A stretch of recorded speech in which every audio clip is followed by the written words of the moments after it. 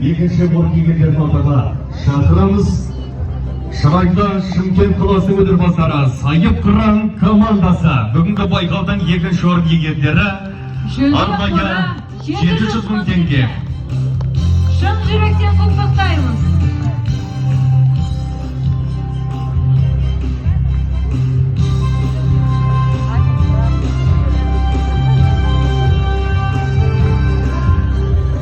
Бүгінгі байқаудың бірінші орынды қанжығасына байлаған Жетісу облысы Күреңбел командасы марапатталады. Күреңбел командасы бүгінгі байқаудың бірінші орын иегерлері.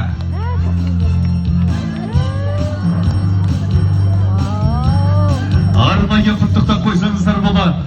1 миллион теңгелік сертификат табысталады.